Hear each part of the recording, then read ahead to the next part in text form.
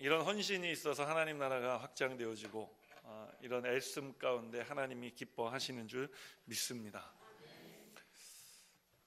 오늘 우리가 예수님 부활하신 날인데 이렇게 모였죠? 우리가 다른 인사하는 것보다는 오늘 이렇게 인사했으면 좋겠습니다. 예수님이 당신을 위해 부활하셨습니다.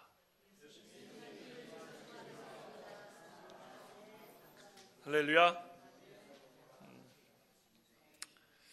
우리 함께 하나님 주시는 말씀 보기 원하는데요, 오늘 하나님 주시는 말씀은 요한복음 20장 19절에서 23절까지의 말씀입니다. 제가 가지고 있는 성경 신약성경 193페이지,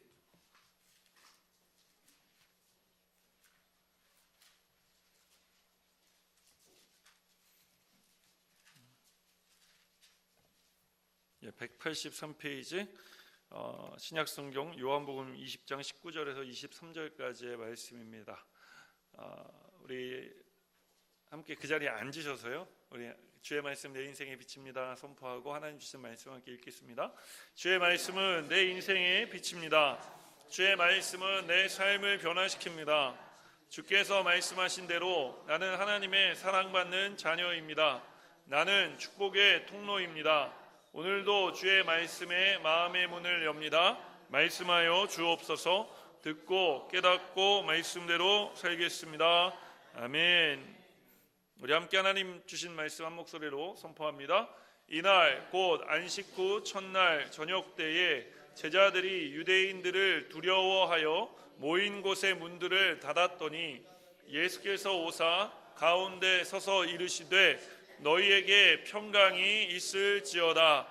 이 말씀을 하시고 손과 옆구리를 보이시니 제자들이 주를 보고 기뻐하더라. 예수께서 또 이르시되 너희에게 평강이 있을지어다. 아버지께서 나를 보내신 것 같이 나도 너희를 보내노라.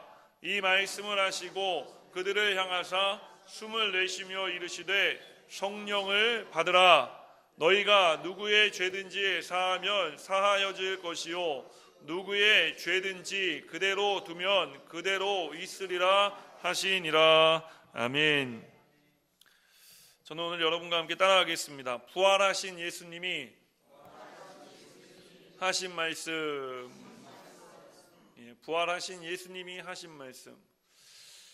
보통 사람들이 가장 중요하게 여기는 말이 평생 살아가면서요, 유언이라고 하죠. 죽기 직전에 남기는 말입니다. 그런데 우리 주님께서는 부활하셨습니다. 우리 주님께서 유언처럼 하신 그 말씀, 또 마지막 일주일을 우리가 지난 한 주간 동안 함께 걷지 않았습니까? 특별 새벽 예배를 통해서 말이죠. 제가 얼마나 감사했는지 우리 특별 새벽 예배에 월요일부터 금요일까지 나오신 분들을 다 합해 보니까 124명이 우리 특별 새벽 예배에 나오셨더라고요. 별로 놀라지 않으시네요? 저는 깜짝 놀랐습니다. 우리 새벽에 자리가 차는데 얼마나 하나님께 감사를 했는지 모릅니다. 우리 특별히 고난주간 특별 새벽 기도에 함께 해주신 우리 모든 성도님들께 제가 이 교회 담임 목사로서 진심으로 깊이 감사의 마음을 전합니다. 우리 주님께서 돌아가시기 전에 우리가 일주일을 함께 지난 주간에 우리가 예수님 손잡고 걸었는데, 이 예수님께서는 어떤 분이십니까? 십자가에서 죽기만 하신 것이 아니라 부활하신 주님이십니다. 그러니 우리 주님께서 부활하셔서 처음으로 무슨 말씀을 하셨는지 그것이 또 중요한 줄 믿습니다. 그래서 오늘 말씀의 제목이 부활하신 예수님이 하신 말씀입니다.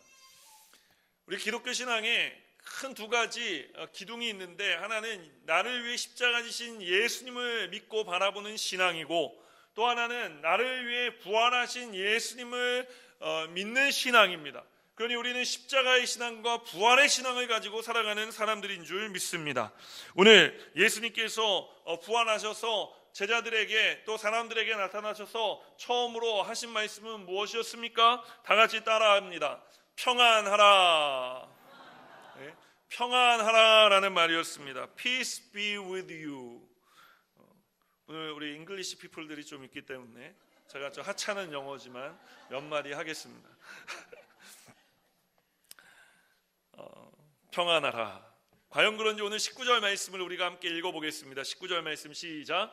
이날 곧 안식 후 첫날 저녁 때에 제자들이 유대인들을 두려워하여 모인 곳의 문들을 닫았더니 예수께서 오사 가운데 서서 이르시되 너희에게 평강이 있을지어다.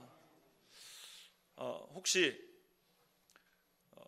오늘 목사님이 이제 설교를 시작해서 언제 맞춰주시려는지 불안한 마음을 가지고 계신 분들이 계시다면 평안하시기 바랍니다. 오늘 끝나는 시간은 똑같습니다. 사실 우리 샤론 성가대가 저의 설교 시간을 우리가 쉐어한 거예요. 그러니까 성가대 찬양 따로, 목사님 설교 따로가 아니라 지금 우리가 혼연일체가 되어서 예배를 드리고 있는 줄 믿습니다. 여러분, 평안이라는 말은 히브리 말로 샬롬이라는 말인데 평화라는 말입니다. 이 평안에 대해서 데살로니가 후서 3장 16절은 우리에게 이렇게 말씀하고 있죠. 우리가 함께 읽겠습니다. 평강의 주께서 친히 때마다 일마다 너희에게 평강을 주시고 주께서 너희 모든 사람과 함께 하시기를 원하노라. 우리 주님은 어떠한 주님이시라고요? 평강의 주님이시라고 이야기합니다. 성경은 예수님이 평강이시다라고 우리에게 말씀하고 있는 것입니다. 사랑하는 여러분, 오늘 이 예배의 자리에 혹시 불안하고 염려하고 초조하고 근심되는 마음을 가지고 나와 앉아 계신 분들이 계시지 않습니까? 어떤 사람들은 이런 마음, 염려, 근심, 걱정, 불안, 초조의 마음을 애써 외면하면서 살아갑니다. 주문을 외우듯이 I'm okay, I'm okay, 나는 괜찮아 라고 애쓰듯이 이야기하면서 살아갑니다. 현실을 마주 보지 못하고 살아갑니다. 그러다 보니까 현실에 대한 감각을 잃어버리게 됩니다. 감각을 잃어버리면 어떻게 될까요? 찔러도 아프지 않고 맞아도 때려도 아프지 않은 것입니다. 그러나 우리가 아픔을 느끼지 못한다 그래서 사실 아프지 않은 것은 아니죠. 아플 때 여러분 우리가 진통제 먹지 않습니까? 제가 2주 전에 열이 올라가지고 아이고 아주 살겠더라고요. 예수님이 막 개인적으로 다시 재림하실 것 같더라고요. 아니 그럴 때 제가 진통제를 딱 먹었는데 약기운이 싹 도는 게 느껴지는 거예요. 그러면서 금방 괜찮은 것처럼 느껴지더라고요. 여러분, 그런데 한 4시간 정도, 5시간 정도 지나고 약기운이 떨어지면 또 아이고 아파라, 이렇게 아픔이 또 몰려오는 것입니다. 성경시대에 예레미야 선지자가 살던 시대가 바로 그랬습니다. 그들은 망해가고 있었습니다. 그들의 신앙이 망가지고 무너진 지 이미 오래되었습니다. 그러나 그들은 뭐라고 이야기했습니까? 우리들은 괜찮다, I'm okay 라고 생각하고 서로에게 그렇게 얘기한 거예요. 다 무너졌는데, 다 망가졌는데 괜찮다라고 이야기한 것입니다. 예레미야 6장 14절 말씀에 보면 이렇게 말씀하고 있습니다. 우리가 함께 읽겠습니다. 그들이 내 백성의 상처를 가볍게 여기면서 말하기를 평강하다 평강하다 하나 평강이 없도다. 여러분, 오늘날 세상은 말뿐인 평강에 사로잡혀 있습니다. 오늘 우리가 말하는 평화는 진실된 평화가 아니라 위장된 평화입니다. 내 아픔을 감추고 사람들에게 겉으로 보이게 드러내놓는 평화의 삶을 살아갑니다. 오늘 주님의 이름으로 축원드리기는 우리의 속사람이, 우리의 마음이 예수님 주시는 평안으로 가득 차게 되시기를 주님의 이름으로 축원드립니다. 오늘 예수님이 우리가 그렇게 살아가고 있다는 것을 아셨던 거예요. 그래서 오늘 부활하신 예수님 우리에게 나타나셔서 처음으로 하셨던 말씀이 무엇이냐? 평안하라 라고 말씀하신 것입니다. 자, 그렇다면 우리가 평안하려면 어떻게 해야 됩니까? 남들에게 평안한 것처럼 보여지는 삶이 아니라 어떻게 해야 진실되게 내 마음의 평안을 누리며 살아갈 수 있을까요? 따라합니다. 예수님의 부활이 내 부활이 되어야 합니다. 예수님의 부활이 내 부활이 되는 수밖에 없는 것입니다. 예수님께서 십자가를 왜 지셨습니까? 내 죄를 사하기 위해서, 내 인생의 무거운 짐을 벗겨주시기 위해서 십자가를 지신 줄 믿습니다. 예수님께서 십자가 위에서 물과 피를 다 쏟으시고 당신의 전부를 들여 우리를 구원해 주셨습니다. 그리고 예수님께서는 돌아가시고 3일 만에 바로 오늘 죽음의 권세를 깨뜨리시고 부활하신 것입니다. 오늘 그 예수님께서 제자들에게 나타나셔서 말씀하십니다. 평강이 너희들에게 있을지어다. 아멘 할 때까지 평강이 너희에게 있을지어다. 평강이 너희에게 있을지어다. 만족스러울 때까지 평강이 너희에게 있을지어다. 무슨 말입니까? 내가 너희와 함께 있을 것이다 라는 말입니다. 오늘 누가 이 말씀을 하고 있습니까? 황 목사가 하고 있는 것입니까? 아닙니다. 저는 이런 말 할 자격이 없습니다. 왜냐하면 저는 여러분과 항상 함께 있지 못하기 때문에 그런 것입니다. 그러니 여러분 저를 너무 믿지 마십시오. 우리가 믿어야 할 분은 우리를 위해서 십자가 지시고 부활하신 예수 그리스도인 줄 믿습니다. 오늘 예수님이 말씀하시는 말씀이기 때문에 이 말씀이 가치가 있고, 오늘 예수님이 우리에게 평안하라 말씀하시기 때문에 내가 너와 함께 할 것이니 평안하라 말씀하시기 때문에 이 평안이 우리의 평안이 되어질 수 있는 것입니다. 단 조건은 하나입니다. 예수님이 내 죄를 위해 돌아가시고 나를 위해 부활하셔서 오늘도 지금 이 시간 나와 함께 하시고 일평생 나와 함께 해주시는 주님이시라는 사실을 믿기만 하면 되는 것입니다. 오늘 그러면 우리의 삶은 반드시 평안하게 되어질 줄 믿습니다. 우리가 늘 고백하는 것처럼 무슨 일을 만나든지 우리의 삶은 반드시 우리와 동행하시는 주님으로 말미암아, 주님께서 평강케 하여 주심으로 말미암아 만사 형통하게 되어질 줄 믿습니다. 오늘 예수님이 저와 여러분에게 하신 말씀을 기억하십시오. 평안하라. 두 번째로 부활하신 예수님께서 하신 말씀은 무엇이냐? 따라하겠습니다. 성령을 받으라. Receive the Holy Spirit. 과연 그런지 오늘 22절 말씀을 함께 읽겠습니다. 이 말씀을 하시고 그들을 향하여 숨을 내쉬며 이르시되 성령을 받으라. 오늘 말씀을 보십시오. 부활하신 예수님께서 그의 제자들에게 이렇게 말씀하셨습니다. 성령을 받으라. 너무 깜짝 놀라서 아멘을 안 하시는 겁니까?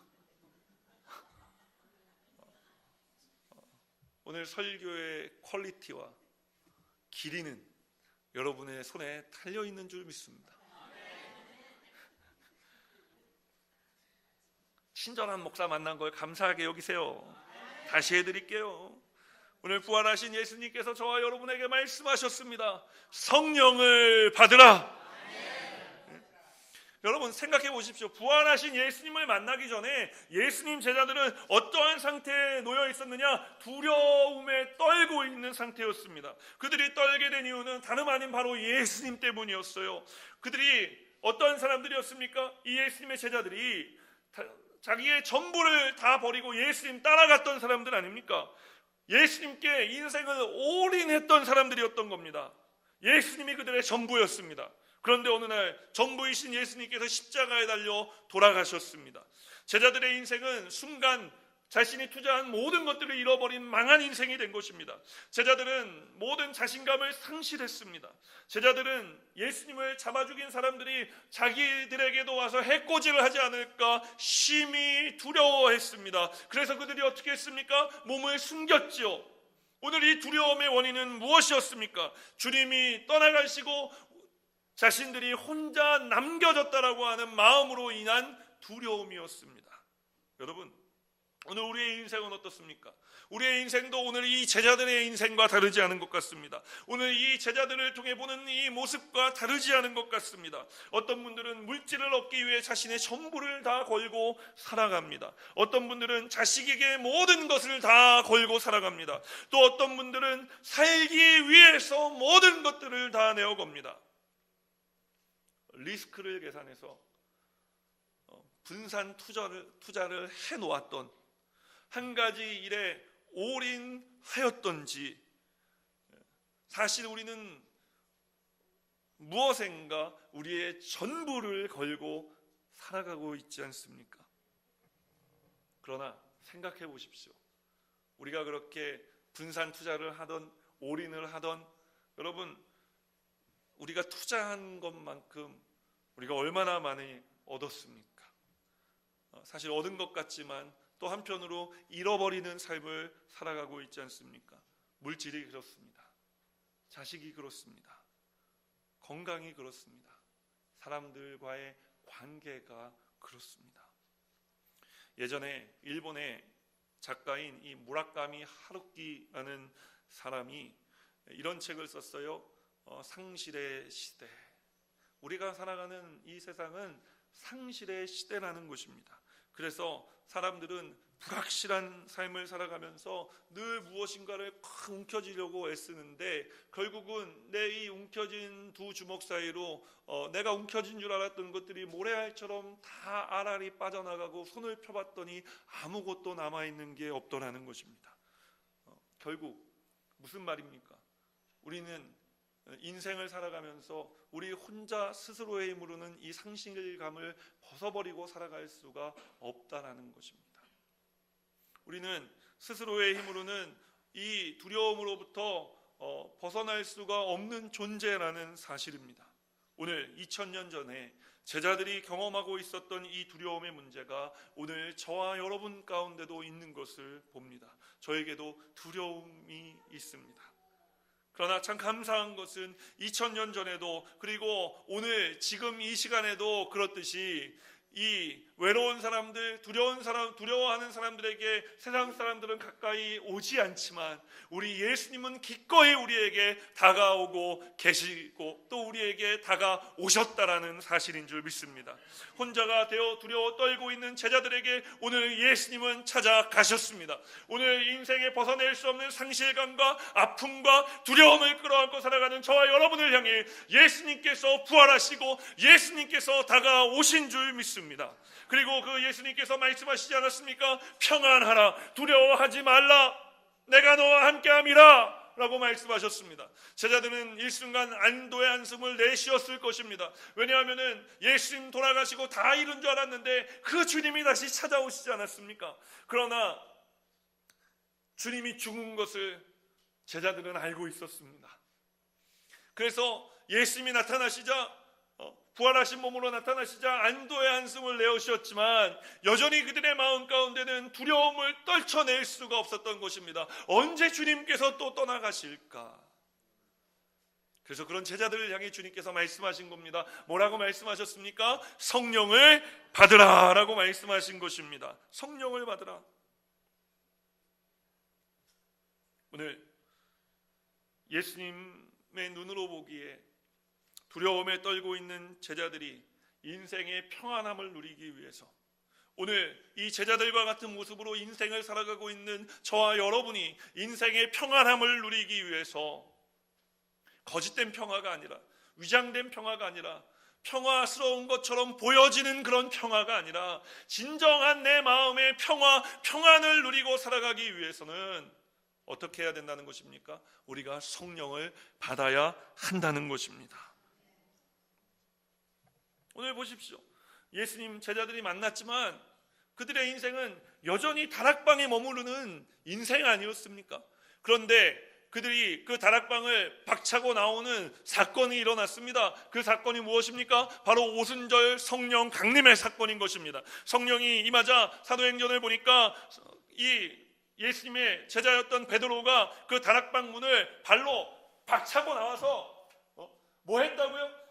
예수님이 주님이신 것을 증거했다, 설교했다라고 성경은 이야기하고 있습니다. 다시 말하자면 성령이 임하자 그들의 인생 가운데 들어와 있었던 그들의 마음 깊숙이 자리 잡았던 상실감과 아픔과 두려움이 떠나갔다라는 것입니다.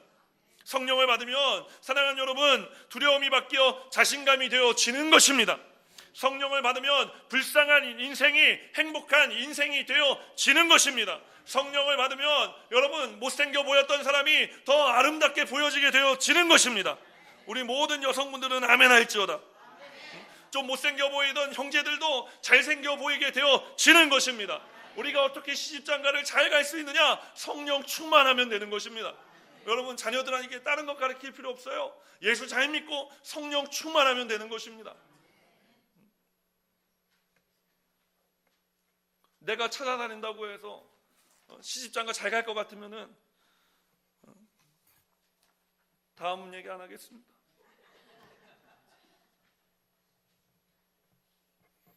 성령 충만한 사람이 어떤 사람이냐? 어트랙티브한 사람이 어트랙티브, 매력 있는 사람인 겁니다. 우리가 성령 받아야 될 줄 믿습니다. 성령 받으면 우리의 인생의 이야기가 바뀌는 줄 믿습니다.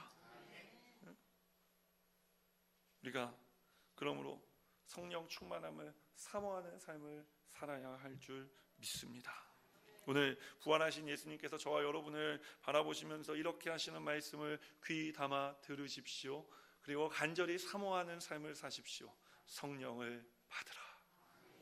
마지막 세 번째로 부활하신 예수님께서 우리에게 하신 말씀은 무엇이냐? 따라합니다. 나도 너희를 보내노라.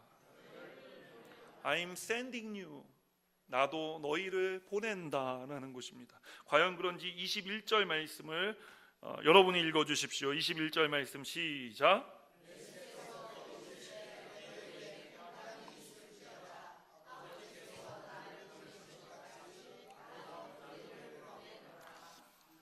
여러분 주변을 한번 둘러보십시오.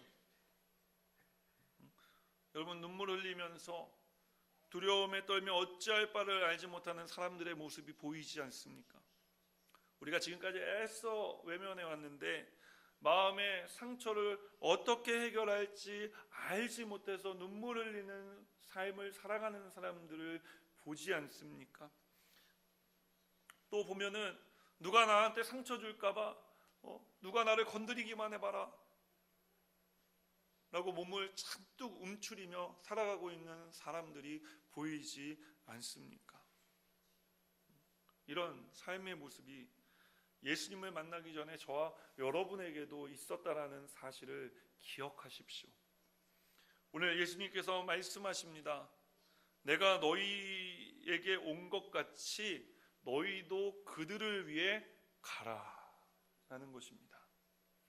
하나님께서 오늘 우리가 모여서 예배드리게 하시는 이유는 우리가 하나님 말씀을 통해 성령을 받고 마음의 진정한 평안을 누리게, 이것을 경험하게 하시기 위해서 우리를 이 자리에 부르신 것입니다.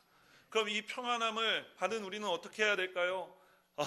여기가 좋사오니 하고 아이고 그냥 교회 안에 머물러 있고 그냥 여기 오면은 좋으니까 그냥 교회 안에서 그냥 좋다 하고 이렇게 머물러 있으라고 하시는 말씀입니까? 그런 말씀이 아닙니다.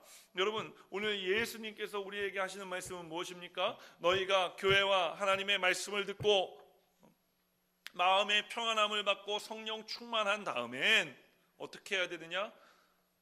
예수님을 만나기 전에 나와 같은 삶을 살아가고 있는 사람들에게 나아가 하나님의 말씀을 전해야 한다는 것입니다. 예수 그리스도를 소개해야 된다는 것입니다. 그분이 내 인생 가운데 어떠한 일을 행하셨는지를 말하는 삶을 살아야 한다고 이야기하는 것입니다. 사랑하는 여러분, 오늘 주님의 이름으로 축원드리기를, 그러므로 복음을 들고 세상을 향해 나아가는 저와 여러분들이 되시기를 주님의 이름으로 축원드립니다.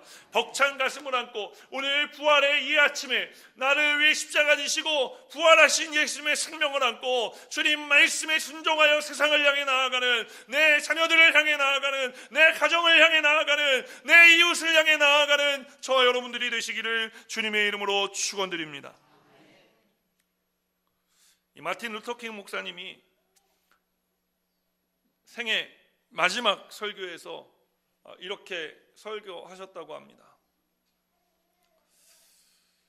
만일 여러분이 나의 마지막 날에 나와 같이 계시게 된다면 부디 장례식을 길게 하지 말아 주십시오. 조사도 길게 하지 마십시오. 내가 노벨상을 탔다는 말도 하지 마십시오. 그것은 중요하지 않습니다. 다만 누구든지 마틴 루터킹이 남에게 봉사하는 일에, 그의 삶을 남을 섬기는 일에 바치려고 노력했다 하면 됩니다. 그날 여러분이 저 굶주린 저분은 굶주린 자에게 먹을 것을 주려고 했고 헐벗은 자에게 입을 것을 주려고 했습니다. 또한 저분이 감옥에 갇힌 자를 돌보기를 힘썼고 인류를 사랑하고 섬기려 애썼습니다 라고 말할 수 있게 된다면 저로서는 그 이상 바랄 것이 없습니다. 오늘 이 섬김의 고백이 저와 여러분의 삶의 고백이 되기를 주님의 이름으로 축원드립니다. 오늘 예수님께서 우리를 섬기기 위해 세상으로 보내시기 원하십니다. I'm sending you. 내가 너희를 세상으로 보내노라. 오늘 이 부활의 아침에 우리가 세상을 향해 나아가기로 결심하고 결단하며 예수님께서 우리에게 보여주셨던 하나님이 우리에게 안겨주신 이 평안함을 세상에 전해 이 세상이 여러분으로 인해 평안케 되기를 주님의 이름으로 축원드립니다. 평안하십시오. 성령으로 충만하십시오. 그리고 세상을 향해 나아가시기를 바랍니다. 기도하겠습니다.